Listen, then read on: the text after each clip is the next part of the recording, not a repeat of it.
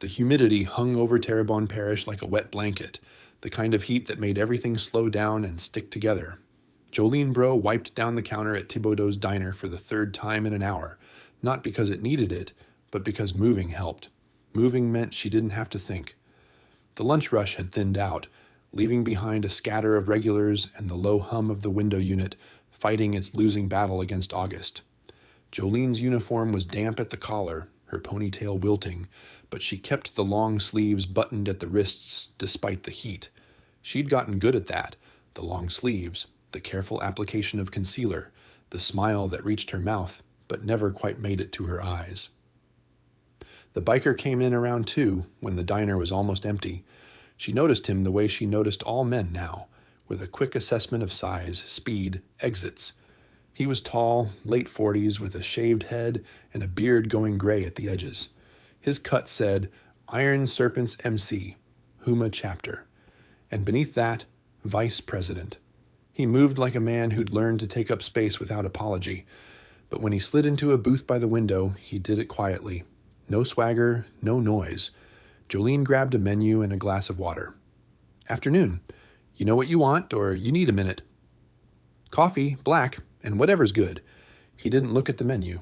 He was looking at her, not the way some men looked, not hungry or appraising, but careful, like he was reading something written in a language he knew too well. Gumbo's fresh. Made it myself this morning. That'll do.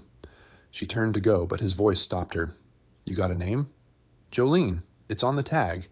I see that. I'm asking anyway. Something about the way he said it made her pause. There was no threat in it, no demand. Just a man who wanted to hear her say her own name. Jolene, she said again. Jolene Bro. Marcus Cole. He nodded once, a small gesture that somehow felt like a handshake. Nice to meet you, Jolene. She brought him his gumbo and his coffee and tried not to notice that he was still watching her. Not staring, watching. The way you'd watch a deer at the edge of the woods, careful not to spook it. The afternoon crawled by. Marcus ate slowly, refilled his own coffee from the pot she'd left on the warmer, and pulled out a paperback that looked like it had been read a dozen times. He didn't ask her anything else, didn't try to make conversation, just sat there, present and quiet, like a man who'd learned that sometimes the best thing you could do was simply stay. At 4:15, the door opened and Jolene's whole body went tight. Ricky Fontenot was 34, good-looking in a way that had gotten worse over the years, with the kind of smile that made you forget, at first, about the temper underneath. He worked the oil rigs, 3 weeks on and 1 week off, and when he was home, Jolene learned to walk carefully, to speak softly, to make herself small. He wasn't supposed to be back until Friday. Hey, baby. Ricky slid onto a stool at the counter, his voice carrying the false sweetness that meant he'd been drinking. Missed you. Ricky, Jolene kept her voice even. I thought you weren't coming back until... Shift ended early. Thought I'd surprise you. His eyes moved around the room, taking inventory. They landed on Marcus in the corner booth and stayed there. Who's your friend? He's not my friend. He's a customer. Uh-huh. Ricky's jaw tightened almost imperceptibly. Jolene saw it, the way she saw every shift in his weather. Come here. I'm working. I said, come here. She moved around the counter because not moving was worse. Ricky grabbed her wrist, not hard enough to leave a mark, not here, not with witnesses, and pulled her close. You smell like grease, he said against her ear. You know I hate that. I work in a kitchen, Ricky. Don't talk back to me. The grip tightened just for a second, then released. I'll pick you up at 6. Don't be late. He left without ordering anything. The bell over the door jangled in his wake. Jolene stood very still for a moment, her wrist burning where his fingers had been. Then she picked up her rag and went back to wiping the counter, her movements mechanical, her face carefully blank. Marcus hadn't moved, but when she finally looked up, she found him watching her again, and this time there was something in his eyes that made her stomach drop. He knew. She didn't know how, but he knew. I'm fine, she said, before he could speak. It's nothing. Didn't say it was anything. Good, because it's not. She turned away, busied herself with something behind the counter. You need more coffee? No. A pause. I need you to look at me. She didn't want to. Looking at people meant they could see you back, and Jolene had spent 3 years making herself invisible. But something in his voice, not a demand, not quite a request, something in between, made her turn around. Marcus had rolled up his left sleeve. On the inside of his forearm, faded but still visible, were 3 circular scars in a row, cigarette burns. My mother had marks like that, he said quietly, and bruises she hid under long sleeves in the summer, and a smile that never quite reached her eyes. He rolled the sleeve back down. I was 12 when she finally left, 14 when he found her. Jolene's throat tightened. She didn't ask what happened when he found her. She didn't need to. It's not the same, she said. Ricky, he's not. You don't have to explain anything to me. You don't have to convince me or yourself or anyone. Marcus pulled a card from his wallet and set it on the counter. But if you ever need help, any kind of help, you call that number, day or night. Someone will answer. Jolene looked at the card. Iron Serpent's MC, a phone number, nothing else. I can't, she whispered. You can, when you're ready. Marcus stood, dropped a 20 on the table for a $6 meal. I'll be back tomorrow, and the day after, and the day after that. You don't have to talk to me. You don't have to do anything. But I want you to know that someone sees you. Someone's paying attention. He walked out into the brutal afternoon heat. Through the window, Jolene watched him mount his bike, a black Harley that gleamed like oil in the sun. He looked back at the diner once, then pulled out of the lot and disappeared down the highway. Jolene stood there for a long time, the card in her hand, her wrist still aching where Ricky had grabbed it. In her apron pocket, hidden beneath her order pad, was a photograph she carried everywhere. Her and her sister, Nadine, taken 10 years ago at a crawfish boil, both of them laughing at something their mother had said. Nadine lived in Baton Rouge now, had a husband and 2 kids, and a life Jolene could barely imagine. They hadn't spoken in 2 years, not since Jolene had chosen Ricky over her family's warnings and stopped returning calls. She pulled out the photograph and looked at it. The girl in the picture was a stranger. That girl had believed love meant something different than this. That girl had thought she could fix someone if she just loved them hard enough. Jolene put the photograph away and tucked the card into her pocket next to it. She wasn't ready. She didn't know if she'd ever be ready. But for the first time in 3 years, someone had seen her, really seen her, and that terrified her more than Ricky ever had. Marcus came back the next day, just like he'd said, and the day after that. He always sat in the same booth, always ordered the same thing, coffee and whatever was good, and always stayed until the end of Jolene's shift. He never asked questions, never pushed. Just sat there with his book and his quiet presence, a fixed point in a world that had been spinning out of control for years. By the 4th day, Jolene found herself looking forward to seeing his bike in the parking lot. That scared her too. Ricky noticed. Of course he noticed. Ricky noticed everything, cataloged every detail, filed away every perceived slight for later use. He didn't say anything at first, just watched her more closely, checked her phone more often, started showing up at the diner at random times. That biker's here again, he said one evening, his voice casual in the way that meant it wasn't casual at all, the one with the cut. He's just a customer. He's here every day. It's a diner, Ricky. People come back when they like the food. Don't be smart with me. His hand closed around her upper arm, thumb pressing into the bruise that was finally starting to fade. I don't like him looking at you. He's not looking at me. I see what I see. Ricky's eyes were flat, the way they got when the darkness was rising. Maybe I need to have a conversation with him, explain some things. Please don't. The words came out before Jolene could. Stop them. She saw the flicker in Ricky's face, the satisfaction of having found a pressure point, and knew she'd made a mistake. Why not? You got something to hide? No, I just don't want trouble. Then make sure there isn't any. He released her arm and smiled, the charming smile that had made her fall in love with him 4 years ago. I'm just looking out for you, baby. That's what a man does. He left her standing in the kitchen with her heart pounding and her arm throbbing and the familiar taste of fear in her mouth. That night, after Ricky fell asleep, Jolene lay in the dark and stared at the ceiling. The photograph of her and Nadine was in her nightstand drawer, along with the card Marcus had given her. She hadn't called. Hadn't even taken the card out of her apron pocket until yesterday, when she'd hidden it somewhere Ricky wouldn't find it. She thought about her mother, who had stayed with their father until he died of a heart attack when Jolene was 17, who had never left, never fought back, never done anything but endure. Jolene had sworn she'd be different, had sworn she'd never let a man treat her the way her father had treated her mother. And yet, here she was, 3 years into a relationship that had started with flowers and ended with fists, and she still couldn't leave. It wasn't that simple. It was never that simple.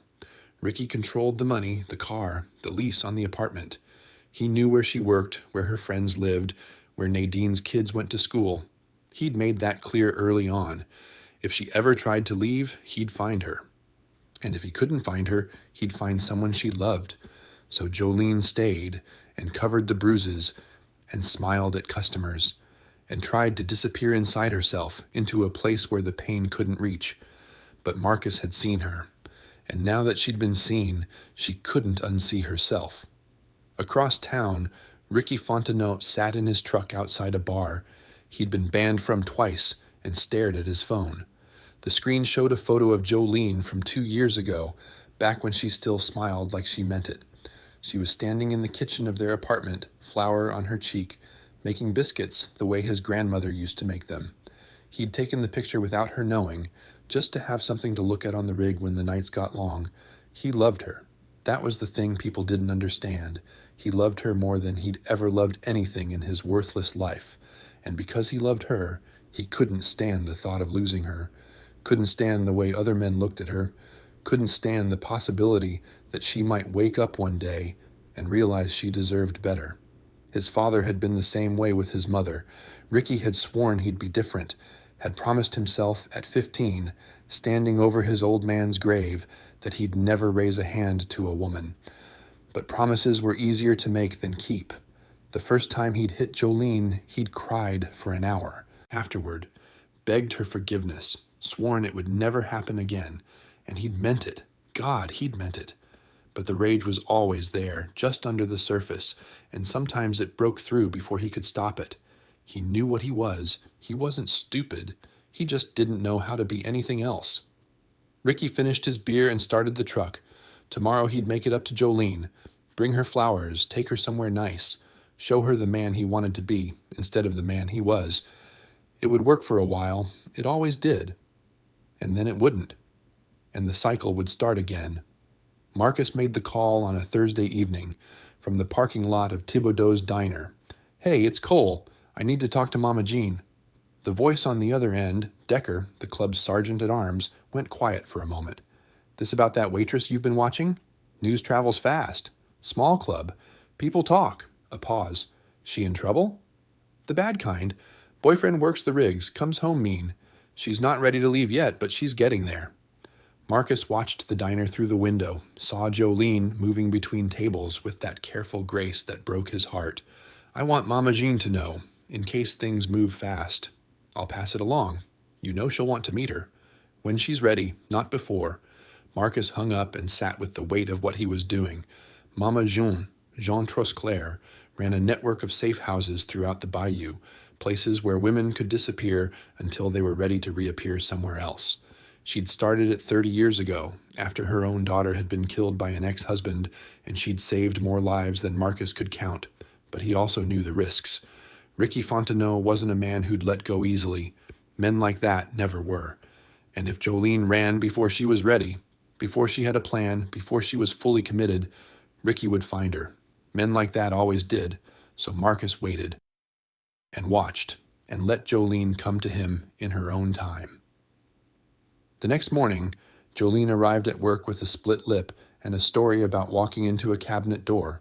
Luann, the day cook, didn't say anything.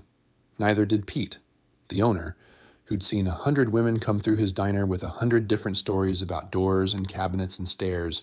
They'd all learned not to push. Pushing made it worse. But when Marcus walked in at 2 o'clock and saw Jolene's face, something in his expression changed. He didn't say anything, didn't ask what happened or offer empty words of comfort. He just sat in his booth and ordered his coffee and watched her work, the same as always. But when she brought him his gumbo, he slid something across the table, a photograph, old and worn, of a woman with dark hair and sad eyes standing in front of a house Jolene didn't recognize. "My mother," Marcus said, 3 days before she died. Jolene looked at the photograph. The woman was smiling, but it was the same smile Jolene saw in the mirror every morning, the smile that didn't reach the eyes. "He found her at my aunt's house in Mississippi. She'd been gone 2 weeks. Thought she was safe." Marcus took the photograph back, tucked it into his wallet. She wasn't safe because she ran before she was ready, before she had a plan, before she had people who could protect her. "Why are you telling me this?" "Because I don't want you to end up like her." Marcus's voice was low, steady. "And because when you're ready, really ready, there are people who can help, not just me, a whole network of people who do nothing but help women get free." Jolene's hands were shaking. She pressed them flat against the table to make them stop. "I can't just leave. He'll find me. He always finds me. Not if you do it right, not if you have help. You don't know Ricky. I know men like Ricky. I've known them my whole life." Marcus leaned forward. "I'm not asking you to run today. I'm not asking you to do anything you're not ready to do. But I need you to know that there's a way out. And when you're ready to take it, I'll be here." Jolene looked at her hands, at the faint bruise on her wrist, at the split lip she could feel every time she spoke. "I need to think," she said. "Take all the time you need." She went back to work. Marcus went back to his book. And outside, the Louisiana heat pressed down on everything like a hand that wouldn't let go. That night, Ricky brought her flowers. Roses, 24 of them, the expensive kind from the florist in town instead of the grocery store. He'd also brought wine and steaks and a look of such genuine remorse that Jolene almost believed it. "I'm sorry about last night," he said, his voice soft. "I don't know what gets into me sometimes. You know I'd never really hurt you." Jolene touched her split lip and didn't say anything. "It's the stress from work, the rig, the hours. It gets to me. But I'm going to be better. I promise. I'm going to be the man you deserve." She'd heard this speech before, dozens of times. She knew exactly how the next few days would go. The tenderness, the attention, the glimpses of the man she'd fallen in love with. And then, slowly, the tension would build again. The criticism, the jealousy, the rage that simmered just below the surface. But this time, something was different. This time, she had a card in her nightstand and a photograph in her apron and a man who showed up every day just to let her know she wasn't alone. "I need you to stop coming to the diner," she said. Ricky's face flickered. "What?" "When I'm working, it makes me nervous. I can't do my job when I'm worried about what mood you're in." She saw the anger flash behind his eyes, there and gone in an instant. "I just want to see you. I know. And I love that you want to see me, but I need space to work. Can you give me that?" The silence stretched. Jolene held her breath. "Okay," Ricky said finally. "Okay, if that's what you need." He smiled, but it didn't reach his eyes, and Jolene knew with absolute certainty that she had just made things much, much worse. 3 days later, Ricky found the card. Jolene was in the shower when she heard the bathroom door open. She froze, water streaming down her face, and watched through the foggy glass as Ricky stood in the doorway with the card in his hand. "What's this? Ricky, I asked you a question." His voice was calm, which was worse than yelling. The calm meant he'd already decided what was going to happen. "Iron Serpent's MC. That's your friend's club, isn't it? The one who's been watching you?" "He's just a customer. Don't lie to me." Ricky pulled back the shower curtain. Jolene pressed herself against the tile, arms crossed over her chest, water going cold. "You've been talking to him, making plans. You think I'm stupid?" "I'm not making plans. He just what? Gave you his number? Told you he'd save you?" Ricky laughed, a sound without humor. "Baby, nobody's going to save you. You know why? Because you're mine. You've been mine since the day you moved in, and you're going to be mine until I decide you're not." He grabbed her arm and yanked her out of the shower. She slipped on the wet floor, went down hard on one knee, and he pulled her up again before she could catch her breath. "Please, shut up." He dragged her into the bedroom, still dripping, and threw her onto the bed. "You want to leave? You want to run to your biker friend in his little club? Go ahead. Try it. See what happens." He leaned close, his breath hot against her face. "I will find you, Jolene. Wherever you go, whatever you do, I will find you. And when I do, I won't just hurt you. I'll hurt everyone who helped you. That biker, his friends, your sister and her kids in Baton Rouge." He smiled. "Yeah, I know where she lives. I know where her kids go to school. You think I'm not serious?" Jolene couldn't speak, couldn't move, couldn't do anything but stare at the man she'd once loved and see. Finally, exactly what he was. "Now get dressed." Ricky straightened up, pocketed the card. "I'm going out. When I get back, we're going to have a conversation about trust." He left. The front door slammed. The apartment went silent. Jolene lay on the bed, shivering, her knee throbbing where she'd hit the floor. The photograph of her and Nadine was still in her nightstand drawer. Ricky hadn't found that yet. Small mercy. She thought about Marcus's mother. 3 days before she died, standing in front of a house she thought was safe. She thought about Nadine's kids, 5 and 7 years old. They called her Aunt Jo on the rare occasions they talked, even though she hadn't seen them in person since they were toddlers. She thought about dying in this apartment, alone, with no one to mourn her except a family she'd pushed away. Jolene got up. She got dressed, and for the first time in 3 years, she made a decision that was entirely her own. She walked out the front door. The diner was closed by the time she got there. She'd walked the 4 miles in flip-flops because Ricky had the car keys, but Pete's truck was still in the lot. She banged on the back door until he opened it, took one look at her face, and pulled her inside without a word. "I need to use your phone," she said. "Mine's at the apartment." Pete handed it over. His face was grim, but he didn't ask questions. 30 years of running a diner in Terrebonne Parish had taught him when to talk and when to shut up. Jolene dialed the number she'd memorized from the card, the one that was now in Ricky's pocket. "Iron Serpents. I need to speak to Marcus Cole. Tell him it's Jolene. Tell him I'm ready." 20 minutes later, Marcus's bike pulled into the lot. He came through the back door and stopped when he saw her. Sitting at the prep table, Pete's coat around her shoulders, her knee swelling where she'd hit the floor. His face went through something she couldn't name, and then it settled into stillness. "What happened?" she told him. All of it. The shower, the card, the threats against Nadine's family, the look in Ricky's eyes when he'd said, "You're mine until I decide you're not." Marcus listened without interrupting. When she finished, he pulled out his phone. "Mama Jean, it's Cole. I've got a woman who needs to move tonight." A pause. "Yeah, the one I told you about. It's escalated." Another pause. "I'll bring her to you. 2 hours." He hung up and looked at Jolene. "There's a safe house about 90 miles from here. Woman named Jean Trosclair runs it. She's been doing this for 30 years. She knows how to keep people hidden." "He said he'd find me. He said he'd hurt my sister. He won't find you, and he won't touch your sister." Marcus crouched down so they were eye to eye. "I know men like Ricky. I've been dealing with them my whole life. They make threats because they want you scared, but threats only work if you're alone. You're not alone anymore." "You don't understand. He knows where Nadine lives. He knows where her kids go to school." "Then we warn her. We get her family somewhere safe until this is over." Marcus's voice was steady. "Jolene, I'm not going to lie to you. This is going to be hard. It's going to be scary. There's a chance things go wrong. But if you stay with him, there's only one way this ends. You know that. You've always known that." Jolene closed her eyes. She saw her mother's face, lined and tired, the face of a woman who'd spent her whole life waiting for something to change. "I don't want to die like her," she whispered. "Then don't." She opened her eyes. "Okay, what do I do?" The next 2 hours moved in a blur. Marcus made calls, to the club, to Mama Jean, to people whose names Jolene didn't catch. Pete closed up the diner and drove to Jolene's apartment to retrieve what he could while Ricky was still out. He came back with a duffel bag containing clothes, documents, and the photograph of Jolene and Nadine, which he'd found exactly where she'd said it would be.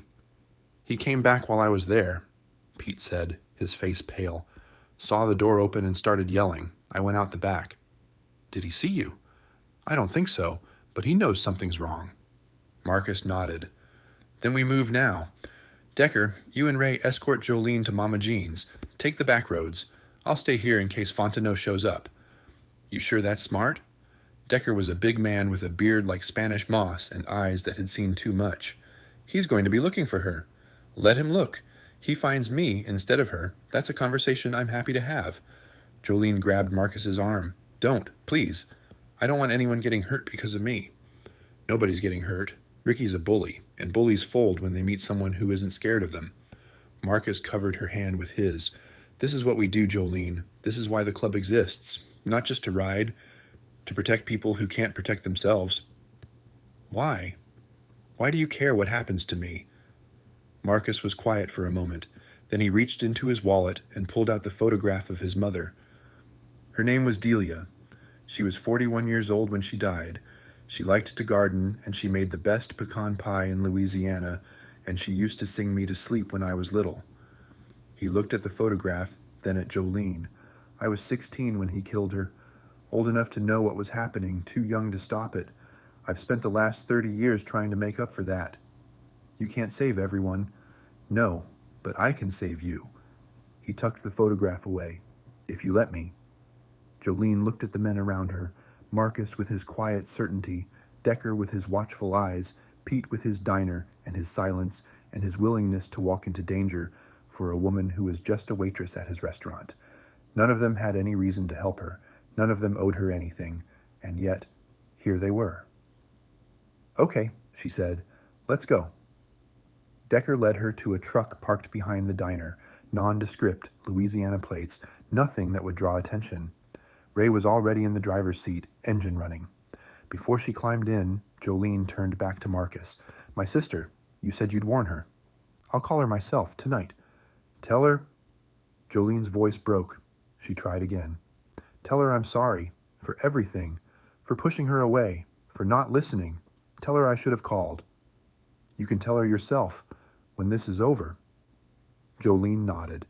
She got in the truck and didn't look back. The bayou swallowed them as they drove, the road narrowing to a ribbon of asphalt between black water and blacker trees. Jolene clutched her duffel bag and watched the darkness slide past, and for the first time in 3 years, she felt something that might have been hope. It was small, fragile, easily crushed, but it was there. Behind them, the lights of the diner disappeared into the night, and somewhere in the darkness, Ricky. Fontenot was just discovering that his apartment was empty, his girlfriend was gone, and the careful cage he'd built was starting to fall apart. Mama Jean's safe house sat at the end of a dirt road that didn't appear on any map, tucked into a bend of the bayou, where the cypress trees grew so thick they blocked out the stars. The house itself was modest, weathered wood, tin roof, a porch that wrapped around 3 sides, but it had survived hurricanes, floods, and 30 years of angry men who'd come looking for women who didn't want to be found. Jean Trosclair was waiting on the porch when the truck pulled up. She was 73 years old, small and wiry, with silver hair pulled back in a braid, and eyes that had seen every kind of human darkness.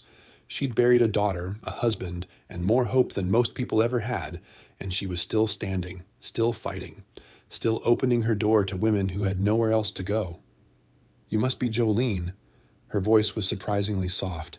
Come inside. We've got coffee on and a bed made up. Jolene climbed out of the truck on shaking legs.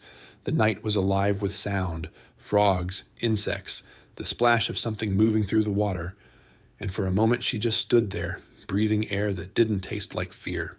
Thank you, she said. I don't know how to... Don't thank me yet. We've got work to do. Mama Jean put an arm around her shoulders and guided her toward the house. First thing is rest, then we make a plan. Inside, the house was warm and cluttered in a comfortable way. Mismatched furniture, shelves of books, photographs on every wall.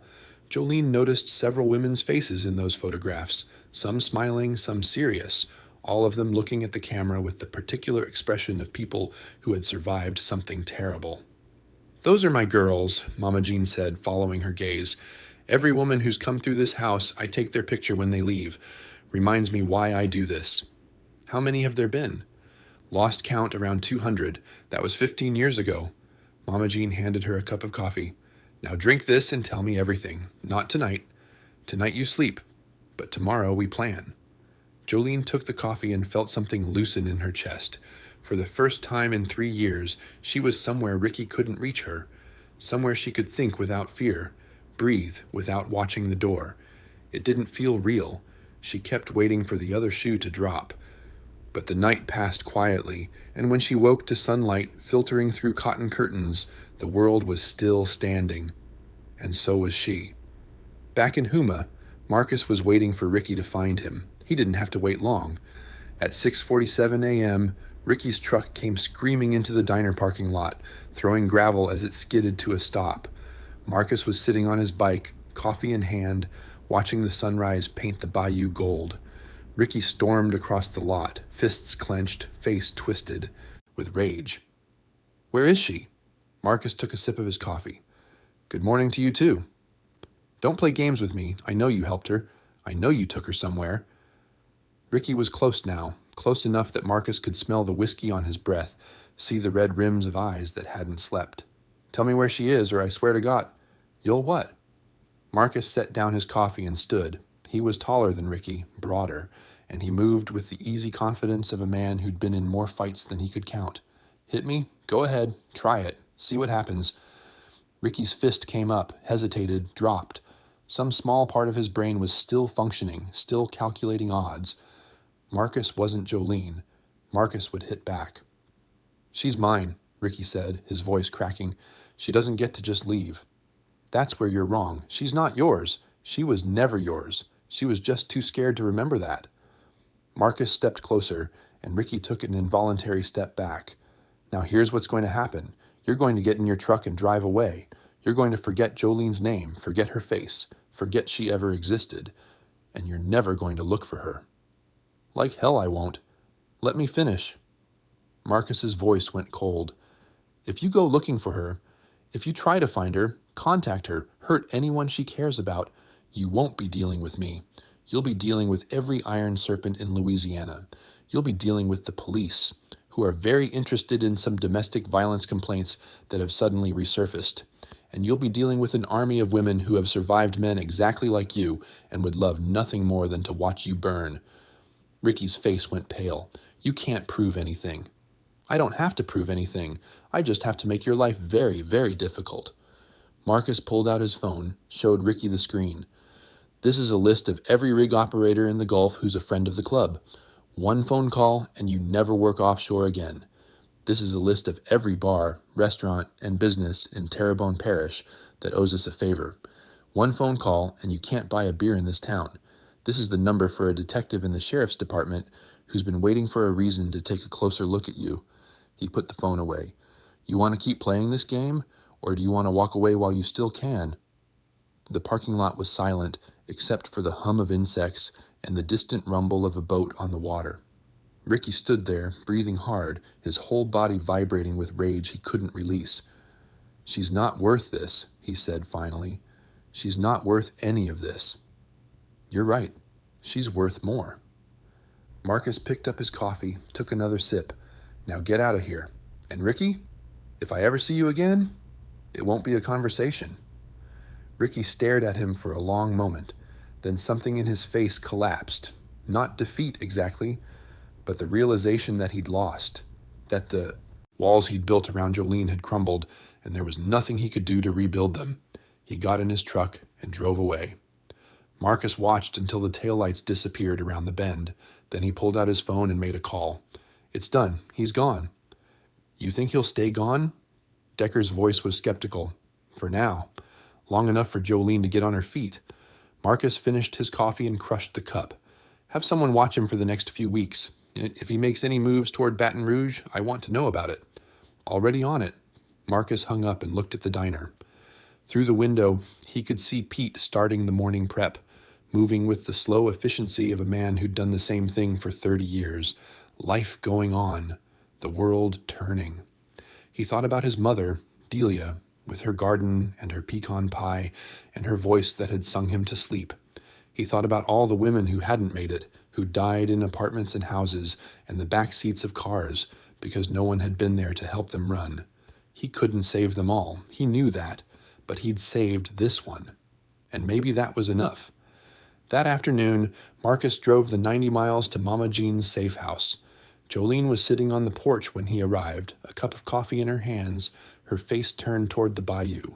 She looked different somehow. Not healed, not yet, but lighter. Like a weight she'd been carrying for years had finally been set down. "He's gone," Marcus said, settling into the chair beside her. "He won't bother you again." "How can you be sure?" "Because I made it very clear what would happen if he did." Marcus watched a heron take flight from the water's edge. "He's a bully, Jolene. Bullies are cowards underneath. Once they realize they can't win, they find someone else to torment." Jolene was quiet for a moment. Then she said, "I called Nadine this morning." "Yeah?" "She cried. I cried. She said she'd been waiting 3 years for me to call." Jolene's voice cracked. "She's driving down this weekend, bringing the kids. She wants to see me." "That's good." "It doesn't fix everything. There's a lot of damage, a lot of time we can't get back." "No, but it's a start." They sat in silence, watching the bayou breathe.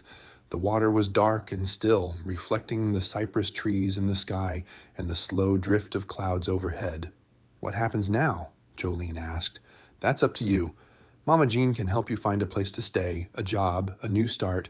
There are resources, legal aid, counseling, support groups, whatever you need." "And you?" Marcus pulled out his wallet and showed her the photograph of his mother, Delia Cole. She would have been 63 this year. She would have had grandchildren, maybe great-grandchildren. She would have grown old in that garden she loved. But she didn't. No, she didn't, because nobody was there to help her when she needed it. He tucked the photograph away. "I can't bring her back. I can't change what happened. But every woman I help, every Jolene who walks out of a bad situation and into something better, that's a piece of what she should have had. That's her legacy." Jolene reached over and took his hand. Her grip was strong, stronger than he'd expected. "Thank you," she said, "for seeing me, for not looking away. Thank yourself. You're the one who walked 4 miles in flip-flops to ask for help. That took more courage than anything I did. I almost didn't. I almost went back. But you didn't. That's what matters." Jolene looked at the bayou, at the heron that had settled back into the shallows, at the world that was slowly revealing itself to be bigger than the cage Ricky had built around her. "I want to help," she said. "When I'm ready, I want to do what you do, what Mama Jean does. There'll be plenty of time for that. Right now, just focus on getting better."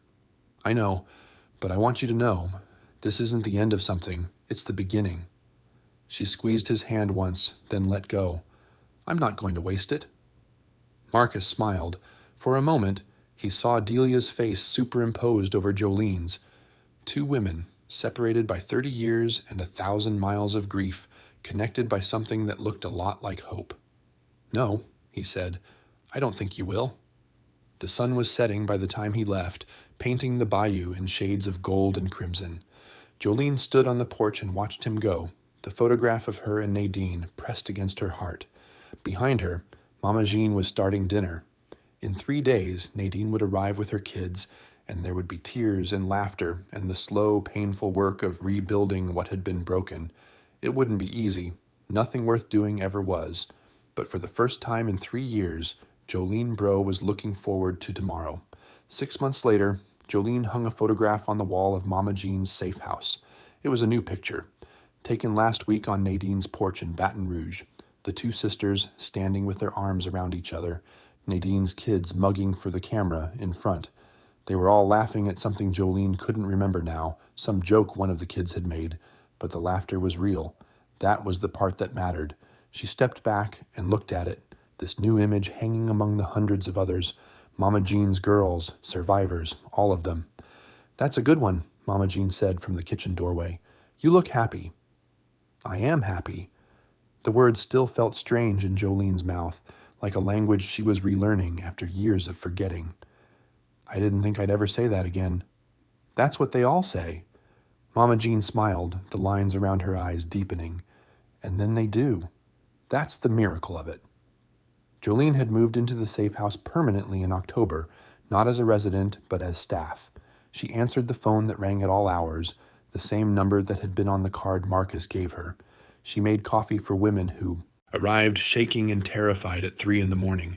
She sat with them while they cried, held their hands while they made impossible decisions, and told them, over and over, as many times as they needed to hear it, that they weren't alone.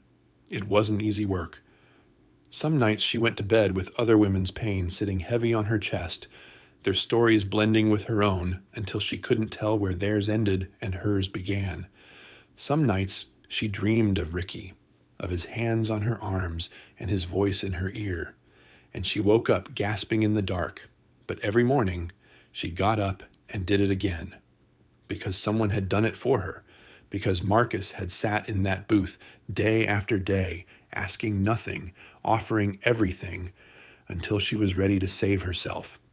That was the thing people didn't understand about rescue. Nobody could do it for you. All they could do was hold the door open and wait for you to walk through. Nadine came down once a month now, sometimes with the kids, sometimes alone. They were rebuilding slowly, carefully, learning each other again after years of silence. There was still pain between them, old wounds that hadn't fully healed, words that had been said and couldn't be unsaid, but there was love too.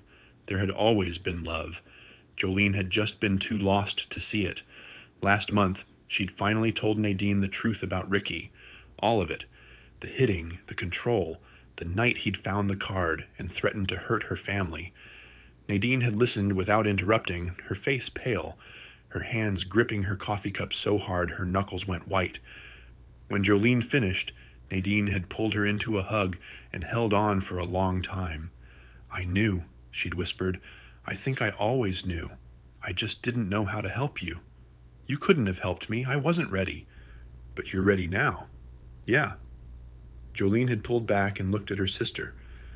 Really looked, seeing for the first time the gray in her hair and the lines around her mouth and the fierce love in her eyes. "I'm ready now." Ricky had left Louisiana in November. Marcus's network had made good on their promises. The rig operators stopped calling. The bars stopped serving him. The detective started asking questions about old complaints that had never gone anywhere. He'd packed up his truck and driven west, toward Texas or maybe Arizona, somewhere he could start over and find a new woman to control. Jolene didn't feel sorry for him. She'd spent too many years feeling sorry for him, making excuses for him, believing that if she just loved him enough, he'd become the man he pretended to be. But she didn't hate him either. Hate was a chain, Mama Jean had told her, and Jolene was done with chains. She thought about him sometimes, late at night when the bayou was quiet and her mind wouldn't settle. She wondered if he'd ever change, if he'd ever look in the mirror and see what she'd seen at the end, the emptiness, the rage, the desperate need to control what couldn't be controlled. She hoped he would. She didn't expect it. Some people never learned. Some people carried their darkness to the grave, but some people found the light. And that was enough.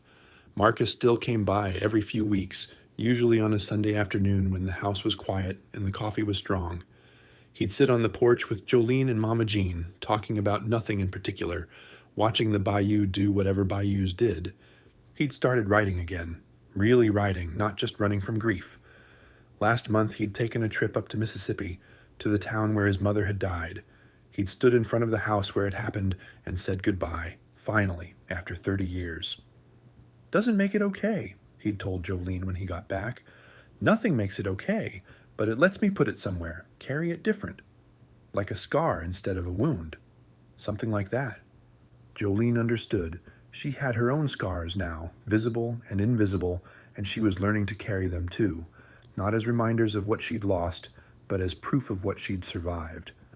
On the last Sunday in February, she walked out to the porch with 2 cups of coffee and found Marcus already there, looking out at the water. The air was cool, the sky gray with the threat of rain, and somewhere in the distance a heron called its strange, croaking cry. "Mama Jean says we've got a new one coming tonight," Jolene said, handing him a cup. "Woman from Lafayette, 2 kids. Bad. They're all bad, but she called. That's the first step." Marcus nodded. He took a sip of his coffee and watched the bayou, his face unreadable. "You ever think about what would have happened if you hadn't come into that diner?" Jolene asked. "If you'd gone somewhere else that day?" "Sometimes. Me too." She sat down in the chair beside him. "I think about all the little things that had to line up. You being there. Me being ready to see you. The card, the phone call, Pete and Mama Jean and everyone else. She shook her head. It's a lot of luck. It's not luck. Marcus pulled out his wallet, showed her the photograph of Delia that he still carried everywhere. It's people. People who decide to pay attention, people who decide to help. He tucked the photograph away. Luck is just what we call it when people show up. Jolene thought about that for a while. She thought about the women who would arrive tonight, scared and bruised, and hoping for something they couldn't name. She thought about the women who were still out there, still trapped, still waiting for someone to see them. Then I guess we better keep showing up, she said. Marcus smiled. A rare expression that transformed his face made him look younger, softer, more like the boy he must have been before the world taught him to be hard. Yeah, he said. I guess we better. The rain started just after noon, a soft gray curtain that turned the bayou silver and made the cypress trees look like ghosts. Jolene and Marcus sat on the porch and watched it fall. Two people who had found each other in the wreckage of their separate lives and built something worth protecting. Tonight, a woman from Lafayette would arrive with 2 children and a suitcase full of fear. Tomorrow, there would be coffee and conversation and the slow, patient work of rebuilding a life. And the day after that, and the day after that, and all the days that followed, they would keep showing up, because that was what people did. That was what it meant to be human. The rain fell, the bayou breathed, and somewhere in the distance an engine rumbled to life. Sometimes the bravest thing you can do is let someone see you, and sometimes the kindest thing you can do is look. If this story moved you, subscribe so you never miss one. And if you or someone you know needs help, the National Domestic Violence Hotline is available 24/7 at 1-800-799-7233.